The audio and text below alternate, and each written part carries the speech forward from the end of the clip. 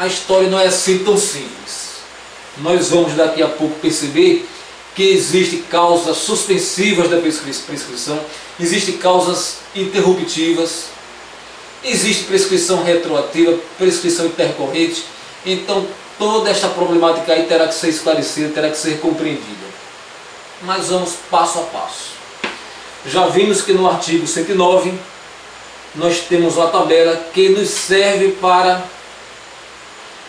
verificar quando ocorrerá a prescrição a partir da pena máxima combinada para cada crime.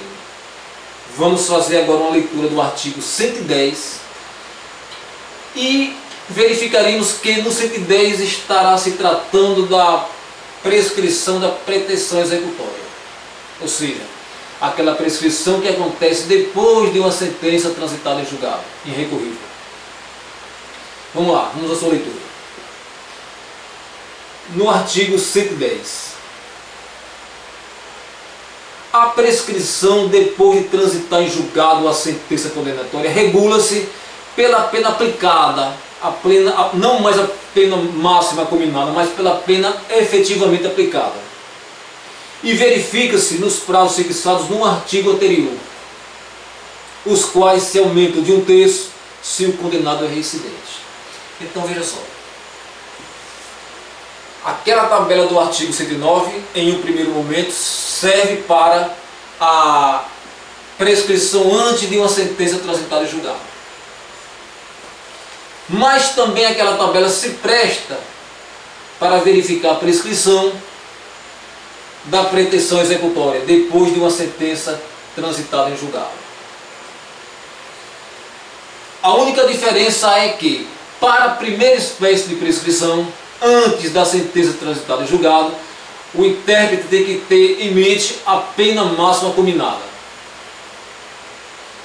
Quando estamos tratando da segunda espécie de prescrição, não é mais uma pena máxima combinada, e sim a pena concretamente aplicada. Vamos pegar novamente o crime de furto simples. O sujeito praticou o furto simples. O intérprete começou a verificando a prescrição a partir daquela pena máxima combinada de 4 anos. Só no artigo 109 verificou que esse crime prescreve 8 anos. Só que antes de 8 anos, o juiz proferiu contra ele uma sentença penal condenatória, irrecorrível, transitada em julgado. E o sujeito foi condenado não a 4 anos, não o máximo da pena, mas foi condenado tão somente a 2 anos. Então, a partir dessa sua condenação, para fins de execução daquela pena, para os fins de cobrar, de aplicar ao agente aquela punição, o Estado terá que verificar os prazos prescricionais a partir não dos 4 anos da pena combinada inicialmente, mas a partir daquela pena efetivamente aplicada. Fazendo uma consulta ao artigo 109, nós temos lá no inciso 5 o seguinte: a prescrição ocorre em 4 anos se o máximo da pena é igual a 1 ano ou, sendo superior, não exceda a 2. Então, se a pena aplicada ao agente infrator foi de 2 anos pela prática, pelo cometimento de furto simples, a sentença se tornou irrecorrível. Agora, para que o Estado execute esta pena, ele tem 2 anos a contar da data da sentença. Se não fizer, prescreve, não mais poderá fazê-lo. Então, aí está a prescrição da pretensão executória sendo verificada a partir da pena concretamente e efetivamente aplicada. Vimos antes a prescrição da pretensão punitiva, aquela que acontece antes de uma sentença transitar em julgado, em que se verifica a prescrição a partir de uma pena máxima combinada abstratamente ao tipo penal incriminador. Bom, com isso, começamos a marcar a diferença entre as duas espécies de prescrição e começamos a compreensão da contagem de seus prazos. Agora vamos para um próximo passo. Vamos para a explicação de um outro detalhe importante para a compreensão do Instituto da Prescrição. Com a leitura do parágrafo 1º do artigo 110, e estaremos verificando a existência de uma prescrição retroativa e de uma prescrição intercorrente. Vamos retomar o entendimento. Vamos nos lembrar daquela prescrição da pretensão punitiva, aquela que acontece antes de uma sentença transitar em julgado. Vamos continuar com o mesmo crime de furto. O sujeito cometeu o furto, passaram-se 4 anos e ele foi condenado. Se tivesse passado mais de 8 anos, ele não poderia ser condenado porque teria ocorrido a prescrição. Mas em 4 anos após o cometimento do fato, ele recebe uma sentença, não a sentença, não a pena máxima, não os 4 anos, mas apenas foi condenado com 2 anos. Muito bem. Foi condenado com 2 anos. A partir desta primeira condenação aí, condenação irrecorrível, o que é que deve verificar o intérprete? A prescrição não mais com base na pena máxima combinada, mas com base na pena efetivamente aplicada, e contar o prazo daquela data da sentença para trás, até o momento do recebimento da denúncia. Se da data da sentença, retroagindo no tempo, até o momento do recebimento da denúncia, tiver ocorrido o lapso temporal que configura a prescrição, extinta estará a punibilidade desse agente.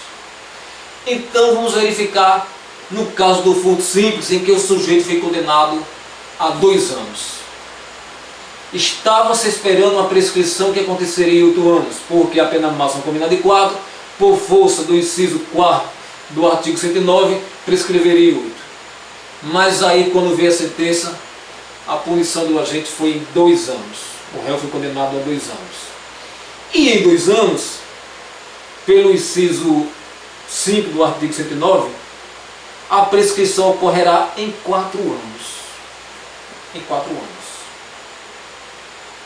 Então, se somente após 4 anos do recebimento da denúncia, não do cometimento do delito, mas se após 4 anos para frente, do recebimento da denúncia, foi proferida a primeira sentença e ele foi condenado tão somente a 2 anos, e se o artigo 109 diz que para uma condenação de 2 anos a pena prescreve em 4, este agente não mais poderá ser punido por conta desta prescrição retroativa.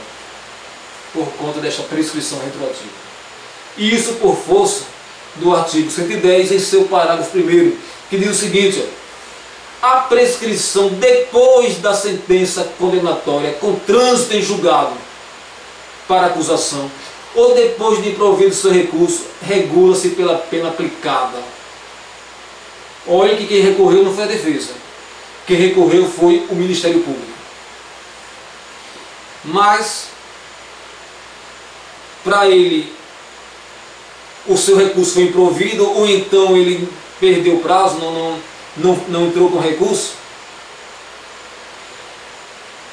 regula-se essa prescrição pela pena aplicada, não podendo em nenhuma hipótese ter por termo inicial data anterior da denúncia ou da queixa. Da queixa nos casos de crime de ação privada. Então verifique que essa prescrição retroativa se conta da data de uma sentença com trânsito em julgado para o Ministério Público, retroagindo até a data do recebimento da denúncia. Se neste lapso temporal configurou-se a prescrição, extinta estará a punibilidade do agente. A isto aí a doutrina chama de prescrição retroativa. E temos também ainda, com força neste mesmo parágrafo 1º do artigo 110, a prescrição intercorrente, que é um pouco diferente. Foi proferida uma sentença penal contra o réu e o Ministério Público recorreu. Então, até que este recurso do Ministério Público seja julgado na instância superior, verifique-se a prescrição não com base na pena máxima combinada, mas sim com base na pena realmente aplicada. E aí, no nosso exemplo do furto simples, o sujeito foi condenado a 2 anos e não ao máximo da pena, que seria 4. Mas, para ele não aconteceu a prescrição retroativa, o prazo não atendeu ao que exige